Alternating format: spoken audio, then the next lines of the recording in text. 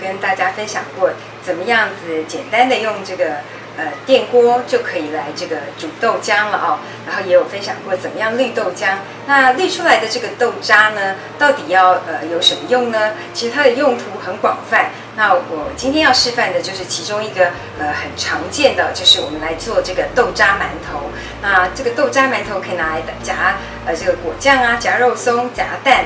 都可以当很美味的点心或是早餐哦。那我们来赶快来操作看看，今天到底要怎么样来制作这个豆渣馒头。好，那首先我们要来备料了哦。那我们今天准备的呢，有这个中筋面粉300公克，那也可以用这个低筋加高筋哦，这个混合的方式。豆渣加上豆浆呢，我们用到100公克的豆渣。加到90克的这个豆浆啊，酵母的部分是4公克，10公克的砂糖，另外还有这个油哦，食用油我们大概10公克左右。另外就是这个老面，因为我们今天用的是这个老面法，有人说这个叫中种法哦，那我们就是有一个面种，这个是70克的老面种哦。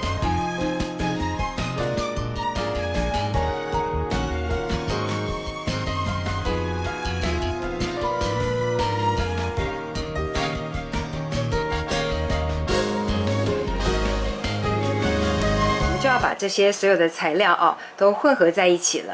那我们今天呢之前有示范过手工，那我今天示范着是用这个机器哦，用搅拌机来混合这个所有的材料。那我们现在呢就把豆渣跟这个豆浆的部分先都放进去。那接下来呢我们就把这个酵母，其实这个那糖也放下去，最后是这个面粉哦。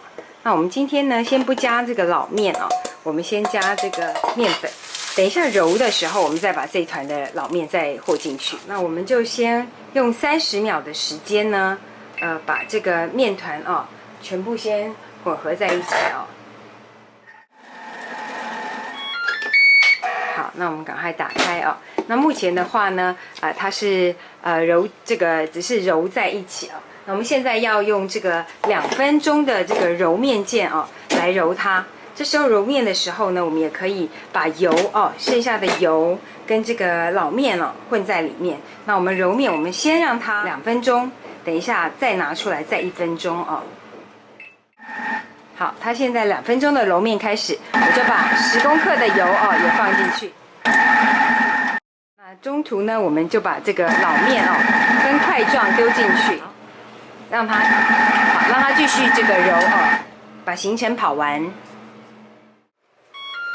好，时间已经到了哦。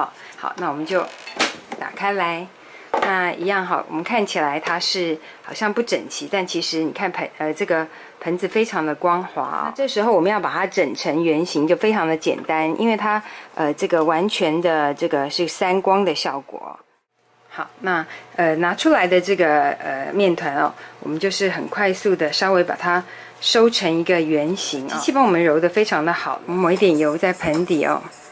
好，然后我们把这个刚刚的这个面团呢放进去，我们让它休息个10分钟、15分钟，再来操作都可以哦。好，那如果你没有立刻要操作，你就把它放到塑胶袋里哦，这个涂一点油在袋子里，放在冰箱里面冷藏，可以好几个小时再来操作。好，那我们就先在这个室温下面啊，我们就等一下就要来操作了，所以我们就让它休息个10分15分钟，让它面团松弛了以后呢，我们就可以来进行操作这个馒头了。好，那大概过了这个10分多钟了哦，那我们就来处理这个面团了。那有的食谱是会叫你说放很久哦，大概这个发酵个2小时，但是我看过这个孟老师他的食谱，他是说绝对不用等这么久哈。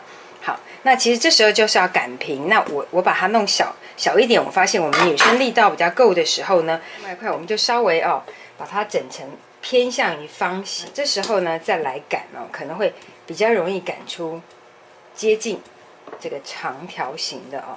因为我们是手工做，所以没有那么整齐哦，或是没有压得那么好，没有关系。那如果你有压面机哦，你也可以把它用压面机压，那组织会变得更细哦，就可以这个做出表皮非常的光滑。那我们现在压的目的哦，其实就是因为我们希望这个包子馒头包子的表皮蒸出来哦，不会坑坑巴巴的，会非常的平。那如果说没有很平的话，通常就是气孔会比较多，所以它这个外表就皱皱的。然后还有这个水蒸气这个蒸锅的时候，如果你不是用我们的这个蒸炉的时候哦，肯定你要注意你的这个锅盖要包一层布哦，这样子蒸馒头比较容易漂亮，不会这个水蒸气滴到上面会变得比较丑。好，可以卷了。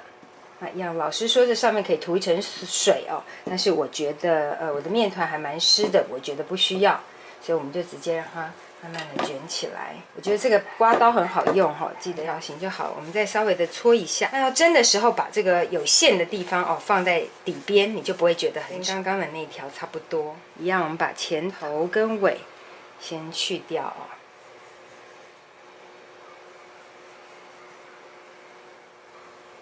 放下去的时候，我们就尽量找这个滚到漂亮一点，剩下的呢就这样子排进来啊。那记得排进来的时候要给他们一些空间，因为这个馒头会在发酵。那我们现在就设定这个发酵，好，那我们就用这个30度左右的，我们就开始，好，我们就让它发酵一下。那没有发酵箱的朋友不要担心哦，你可以用你的烤箱。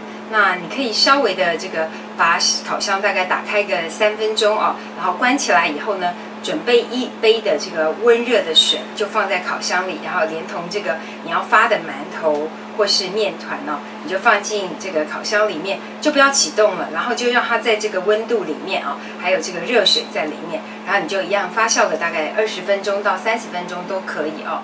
那馒头的侧面哦，有一点点的这个蓬蓬的感觉哦。那我们现在就要开始启动这个馒头了哦。好，我们就开始蒸了。那我们大概预计会大概花15分钟左右的时间哦，这个行程就会跑完。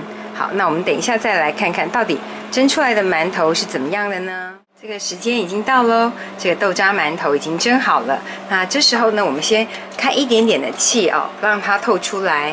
那原因是我们害怕这个水蒸气会让这个表面哦，如果瞬间接触空气，它可能会突然凹凸不平。那我们就稍微的留点空隙。